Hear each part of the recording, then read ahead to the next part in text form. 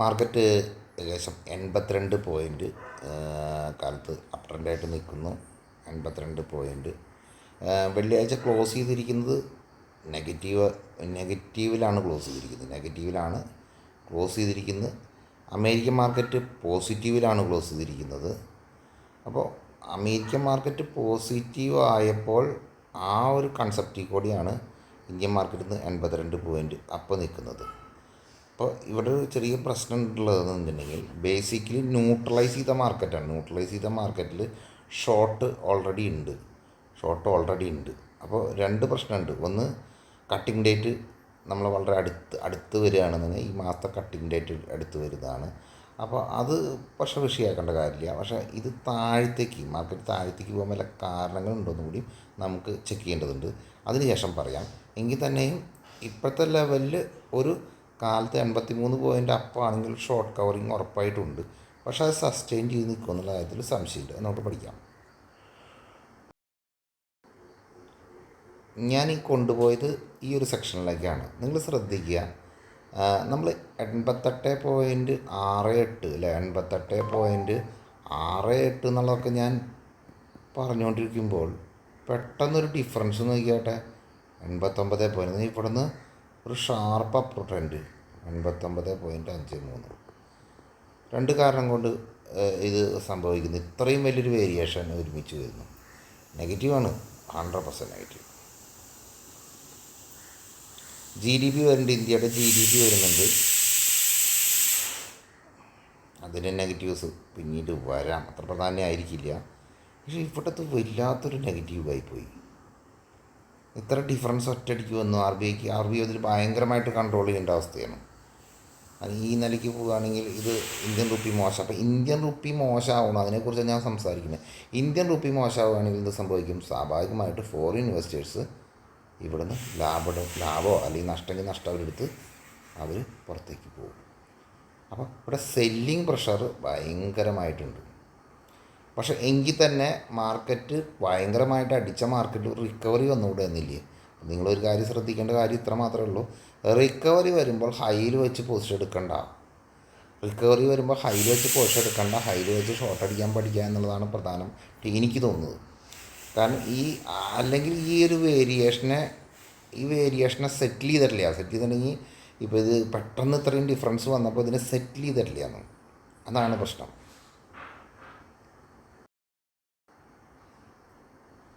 FIയുടെ data നോക്കുകയാണെങ്കിൽ വലിയ വിഷയമൊന്നും വരുന്നില്ല. എല്ലാ പ്രാവശ്യമുള്ള പോലെ ഒരു 1800 തൊട്ട് സെല്ല് 3162. ഇതൊന്നും ഈ സെക്ഷനിൽ നിന്ന് കുഴപ്പമില്ല. പക്ഷേ ഒരു നൈറ്റ് കൊണ്ട് തേജസ് വീണ പോലെ നമ്മൾ പെട്ടെന്ന് ഇങ്ങനെ റുപ്പി താഴെ പോയത് ഭയങ്കര ഇതായിപ്പോയിട്ട് തോന്നുന്നു. അപ്പോൾ ശ്രദ്ധിക്കുക, ഈ റുപ്പിയുടെ ഡിഫറൻസ് അനുസരിച്ച് മാർക്കറ്റിൽ കണ്ടമാനം വേരിയേഷൻസ് ഉണ്ടാവാൻ സാധ്യതയുണ്ട്. ചിലപ്പോൾ നമ്മളെല്ലാവരും പ്രതീക്ഷിക്കാതെ ഇതിൽ മാർക്കറ്റ് അപ്പ് ട്രെൻഡാക്കി കൊണ്ടു നിർത്താൻ ഗവൺമെൻറ് ശ്രമിക്കും. ശ്രദ്ധിക്കുക, ഇവിടെ ഗവൺമെൻറ്റിൻ്റെ ഇൻവോൾവ്മെൻറ്റ് ഭയങ്കര അധികമായിരിക്കും. പലപ്പോഴും മാർക്കറ്റിനെ മുകളിലേക്ക് കൊണ്ടുവരാൻ ഗവൺമെൻറ് ശ്രമിക്കും. കാരണം ഇത് മാർക്കറ്റും കൂടി താഴത്തേക്ക് പോയാൽ എന്ത് പറ്റും? റുപ്പി വീണ്ടും മോശമാവും. അപ്പോൾ മാർക്കറ്റിൽ നിന്ന് താഴെ വരുമ്പോഴൊക്കെ മാർക്കറ്റ് പിങ് ചെയ്ത് മുകളിലേക്ക് കൊണ്ടുപോകാൻ ശ്രമിക്കും. മുകളിൽ നിന്ന് വരുമ്പോൾ FIസിൻ്റെയും സാധാരണക്കാരുടെ അടിയും വന്നുകൊണ്ടിരിക്കും. അപ്പോൾ എപ്പോഴും ശ്രദ്ധിക്കാം, മുകളിൽ വരുമ്പോൾ സെല്ലിങ്, താഴത്ത് വരുമ്പോൾ ബൈയിങ്. ഇതിങ്ങനെ സംഭവിച്ചുകൊണ്ടിരിക്കുന്ന കാരണം നമുക്കൊരു കാര്യം ചെയ്യാവുന്നതാണ്.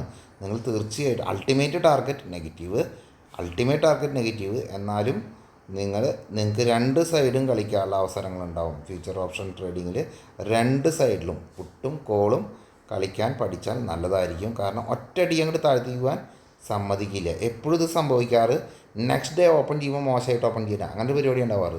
നെക്സ്റ്റ് ഡേ ഓപ്പൺ ചെയ്യുമ്പോൾ മോശമായിട്ട് ഓപ്പൺ ചെയ്യും. അപ്പോൾ പിന്നെ ആർക്കൊന്നും ചെയ്യാൻ പറ്റില്ലല്ലോ. അല്ലാത്ത സമയങ്ങളിൽ ഗവൺമെൻറ് ഇടപെടാണ്ടിരിക്കില്ല. കാരണം ഇത് മോശമായ അവസ്ഥയിലേക്ക് പോകുന്നത് ഗവൺമെൻറ് ഇടപെട്ടിട്ട് പൊസിഷൻസ് LIC ആരെങ്കിലും കൊണ്ടൊക്കെ വാങ്ങിപ്പിച്ച് മാർക്കറ്റിനെ റിട്ടേൺ ചെയ്യാൻ നോക്കുന്നത്. പക്ഷേ എത്ര റിട്ടേൺ ചെയ്തതിന് പിറ്റേ സ്ഥലത്ത് ഓപ്പൺ ആകുമ്പോഴും ഈ സംഭവം എന്താണെന്ന് പറയാൻ പറ്റില്ല. 89 എന്നുള്ളത് കടന്നു പോകുമെന്ന് പറയാൻ പറ്റില്ല. അപ്പോൾ റിസ്ക് ഓപ്പണായി നിൽക്കുന്നതുകൊണ്ട് തന്നെ പൊസിഷൻ കൊണ്ടുപോകലും ഡെലിവറി കുറയും, ട്രേഡിങ് കൂടും. അതൊന്ന് മനസ്സിലാക്കുക. ഓക്കെ, റിസ്ക് ഉണ്ട്. ADR എടുത്ത് നോക്കുമ്പോഴുള്ള നെഗറ്റീവ്സ്: HDFC ബാങ്കിൻ്റെ ADR ഡൗൺ, മഹീന്ദ്ര ബാങ്കിൻ്റെ ADR ഡൗൺ, ICICI ബാങ്കിൻ്റെ ADR ഡൗൺ.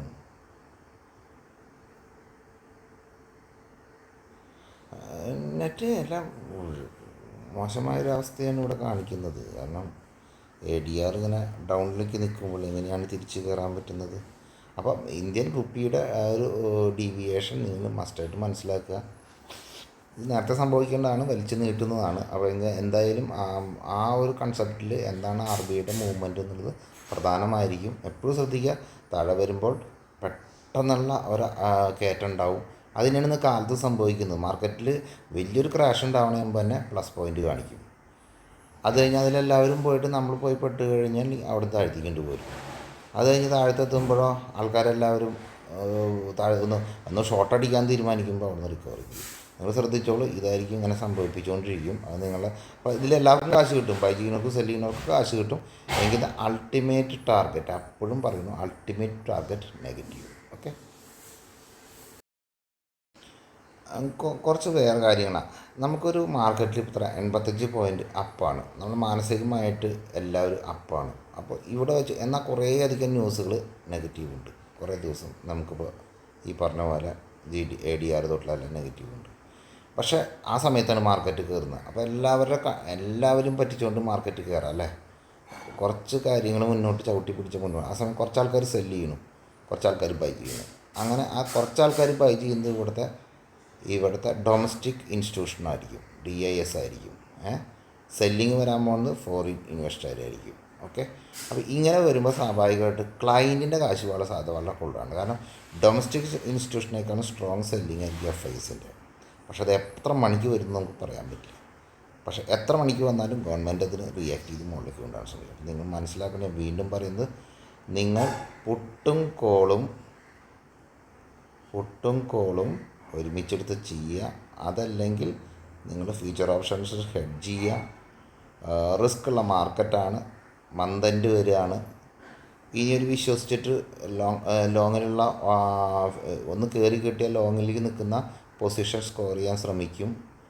ഈ മാസത്തെ എല്ലാ ഓപ്ഷൻസും ഈ മാസം 30-ാം തീയതി എന്ന് പറയുമ്പോൾ കുറച്ച് ദിവസം കൂടി ഇല്ലേ ഉള്ളൂ. അപ്പോൾ അതിന് മുമ്പുള്ള തേഴ്സ്ഡേക്കുള്ള ചൊവ്വാഴ്ചയ്ക്കുള്ള കട്ടിങ്ങും വരും. ഓക്കെ, അപ്പോൾ അതൊന്ന് ശ്രദ്ധിക്കേണ്ടതാണ്. അടുത്ത് പ്രധാനമായിട്ട് GDP ആണ്. GDP, അമേരിക്കയുടെ GDP, ഇന്ത്യയുടെ GDP വരുന്നുണ്ട്. അമേരിക്കയുടെ GDP വരുന്നത് 26-ാം തീയതിയാണ്. GDP നിങ്ങൾക്കറിയാം ഭയങ്കര മോശമാകാനുള്ള സാധ്യതകൾ ഈ 45 ദിവസം അടച്ചിട്ട രാജ്യമാണിത്. അപ്പോൾ ഇതിൻ്റെ GDP മോശമാവുകയാണെങ്കിൽ മാർക്കറ്റ് വീണ്ടും താഴെ പോകുന്നുള്ള അറിയുന്നതുകൊണ്ട് തന്നെ അമേരിക്കൻ സ്റ്റോക്ക് മാർക്കറ്റൊന്നും ഈ ബൗൺസ് ബാക്ക് കണ്ടിന്യൂ ചെയ്യുന്നൊന്നും പറയാൻ പറ്റില്ല, റിസ്ക്കാണ് കേട്ടോ. 26-ാം തീയതി വരുന്നത്. അപ്പോൾ ഇതൊരു വലിയ റിസ്കി ഏരിയ ആണ്. അപ്പം 26-ാം തീയതി സൂക്ഷിച്ചോളൂ.